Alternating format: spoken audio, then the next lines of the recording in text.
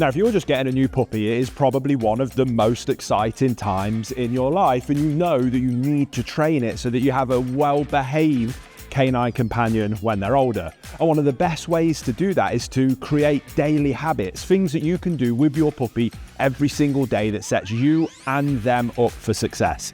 And here at my Canine Academy, me and my expert teams help people with this every single day. And in this video, we're going to talk about the things that you should be doing with your puppy.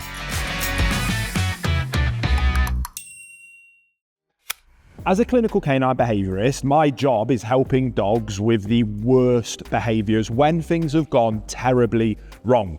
But I actually prefer to help people be proactive and avoid things going wrong in the first place. If I could put myself out of a job, then I've done my job here on YouTube. And as someone who has seen things go wrong countless times, I can summarise the two most important things that you need to do with your dog. For helping behaviours outside of the home, loose lead walking. For behaviours inside the home, crate training.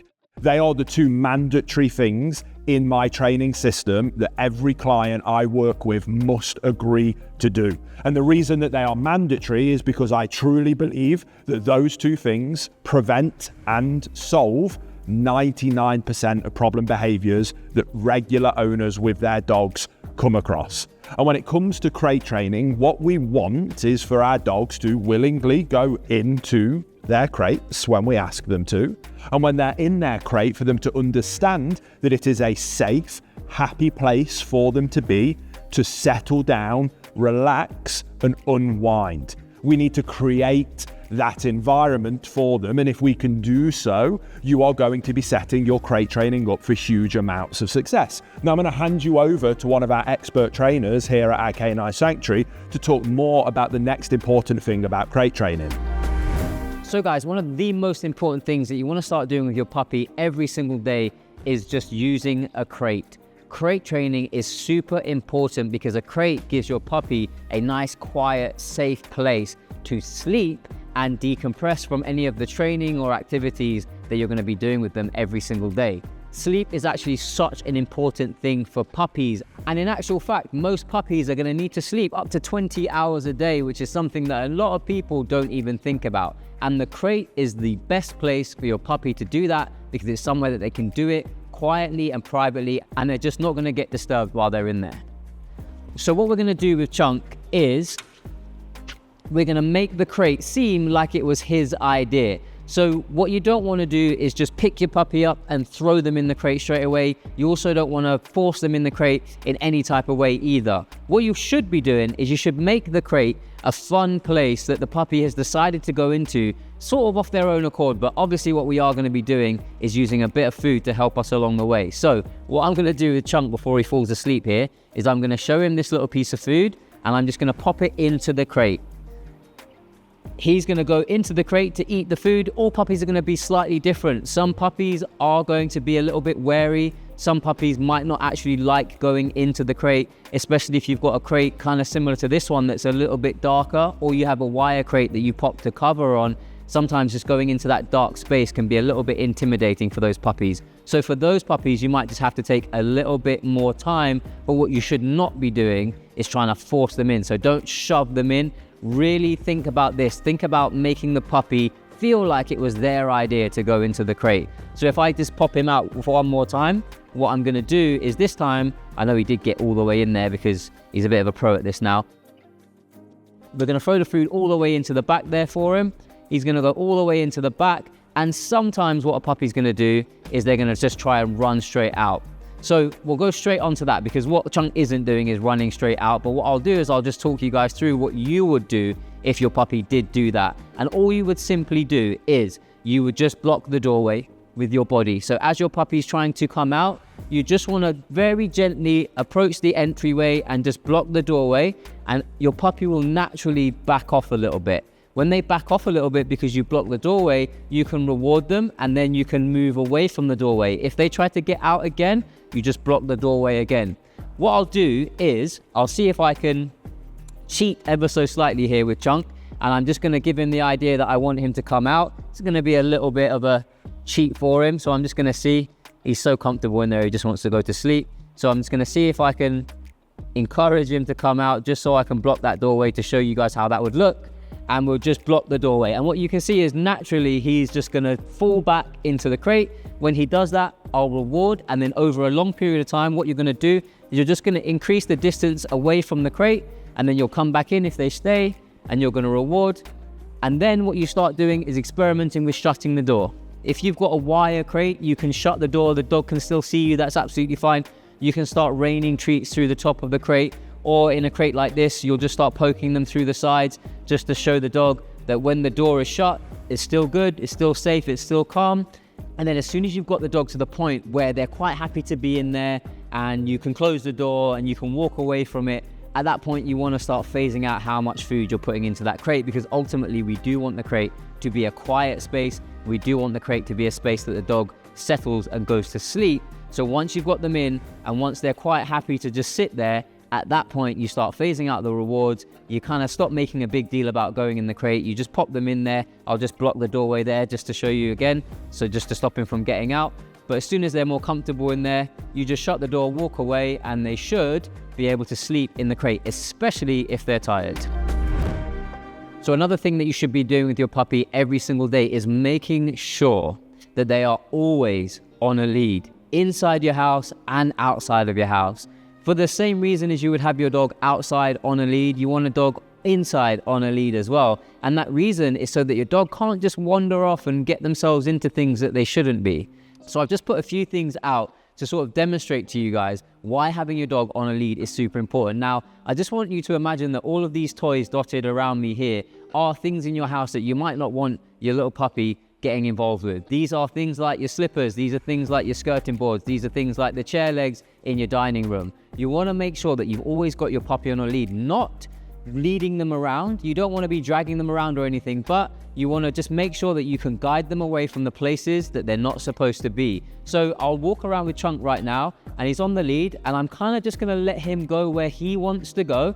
And when he starts venturing to a place that I don't want him to go, I'm going to give him a little bit of pressure on this lead to just stop him from moving any closer to that thing. So he's getting a little bit weirded out by the fake dog. Now I don't want him to get this one, so I'm just going to give him a little bit of pressure and I'm going to call him Chunk, good boy, and I'm going to reward him with food for moving away from that item. Now the whole purpose of having the dog on the lead isn't to drag him around and force him into different areas. It's to give him the freedom to explore, but to make sure that you're always there supervising him and guiding him in the right direction all the time. For me, having a dog on a lead is like holding the hand of a child. Obviously, we can't hold a dog's hand, but what we can do is we can hold the lead and we can do it in exactly the same way and just use that lead to guide them away from certain things and show them the places that we want them to be. So this is what I'm doing right now. So he's getting a little bit interested into that dog and I'm just going to guide him away from the dog. And then I'm going to walk him over here. We're going to just sort of wander over here to this ball. I don't want him to have that ball, so I'm going to use the lead to stop him where he is. And then when he moves towards me, I'm going to give him some food. Now, I would do this with a puppy inside my house, and I would do this with a puppy in my garden. So in the house, it's going to be a 3 to 5 foot lead, and in the garden, we might have something much longer. But the concept is exactly the same.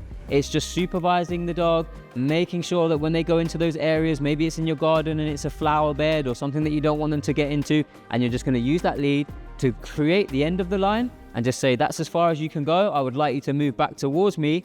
And as soon as they move back towards you, you're going to reward them for it. Over time, what you'll be able to do is you'll successfully be able to call them away from these things without using the lead. But until you're at that point where you can verbally say, come this way, and the dog listens to you, you should have them on a lead. Now, I know having your puppy on a lead all the time might feel excessive, but as Ben just talked about, it can be hugely beneficial. But the reality is that you don't have to do that forever. And I understand that you might be asking the question of, well, when should we do things? When should we start things? What point should I do this? At what point should I do that? And that is why we created our Perfect Puppy course. It is literally everything that you need to set you and your puppy up for success. It is a step-by-step training plan of not just what to do, but why we do it, when you should do it, and when you should move on to the next stage of your puppy's development. It has literally helped tens of thousands of owners all over the world be able to achieve their perfect canine companion. So if you want to learn more about our Perfect Puppy course and how it will absolutely ensure you have the dog of your dreams, there'll be a link in the description box below, alongside a special discount to thank you for watching this video with us. But we're not done. Let's go back to Ben and look at what the next thing you should be doing with your puppy every single day is. Every single day you spend with your new puppy, you should spend it hand feeding them. Now, hand feeding is something that is overlooked by so many people, and it's such a valuable thing that it's a huge mistake to do so. You have to think of it like this. Every single moment you spend with your puppy is a moment that you are shaping their behavior. And the best way to shape positive behaviors is by saying, that was amazing, I want you to do that again, have this piece of food. If we're always there to do that, the puppies will be way more inclined to do the things that we want them to do. So if you're bowl feeding your dog, you're actually wasting lots of opportunities to feed them for the things that they're doing right every single day. So you could argue and say, well, why don't I just give my puppy treats and then feed them their food from the bowl? That's all well and good, but a lot of the time what that's going to do is it's going to make a puppy that's actually overweight, or it's going to make a puppy that maybe isn't as food motivated as you could have them be if you were just hand feeding their meals. At the start of every single day, I will weigh out the puppy's exact allowance of food and I will pour it all into my treat pouch. Then throughout the day, all of those little things that they do that I like, I'm going to reward them with a little piece of the food that they would have got anyway. Right at the end, where we've done all of our training and all of the activities that I had planned for them in that day, if there's any food left in my pouch, maybe then what I would do is I'd put a little bit in a bowl and I would give it to them in their crate. But that being said, most of the time what I'd actually do is I'd get them out of their crate and I'd get them doing some basic obedience just to work through that last little bit of food, and then I'd put them in their crate to sleep. So hand feeding is one of those things that is super overlooked. Not enough people do it, and it's something that is extremely valuable, because if you have a dog that is extremely motivated by food because the only way that they can get it is from your hand and through the things that you're showing them how to do, you'll have a dog that is super keen and eager to learn. So this is the final thing that I'd be doing every single day with a puppy, and that is just making sure that that puppy sees me as the most amazing thing in the whole world. I mean, I'm going to be the source of everything that is good for that puppy, and that leads straight on from what I was saying about hand feeding. So we're always going to be the one that's got the food, we're always going to be the one that's got all of the good things. So that's going to be something that we're always going to make sure that we have our treat pouch on. We've always got our pockets stuffed full of food, and we're always ready to just get that puppy knowing that the food is over here.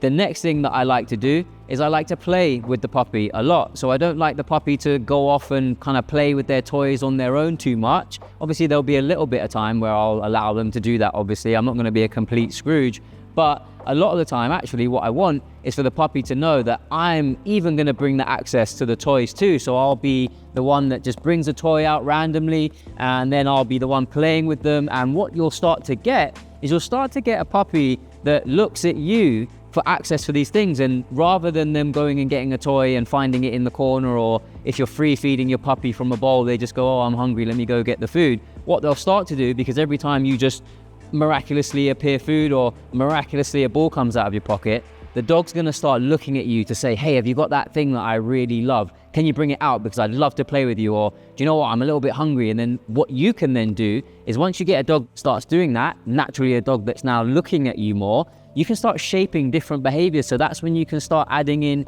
your obedience, and that obedience will come through this desire to just pay attention to you, because you are the source of all things good. So like now, for example, we've got this ball out and we're just playing with this ball, having a great time. But if I wanted to just add in some obedience and I wanted to teach him a new skill, I could raise this ball up, he's gonna sit, I can start playing with him again. So what Chunk's doing is playing with this ball, but what I'm actually doing is using this ball as a means to have Chunk's attention. So now I can start teaching him things like sitting, and I can also teach him things like coming towards me. So if I'm standing up, if he's holding onto this toy and he's really pulling on it, that's all well and good, but I can teach him a little drop here. So I'll just hold the toy nice and still.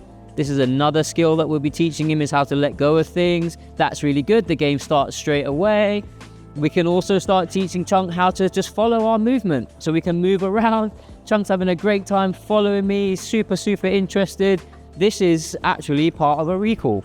So making sure that you are always the one that holds everything, that is the most amazing thing to your dog. So all of the fun, all of the food, everything like that. If you are the one that has the keys to the kingdom in every single aspect of your dog's life, what you'll start to get is a puppy that is looking at you all the time, just waiting for good things to happen.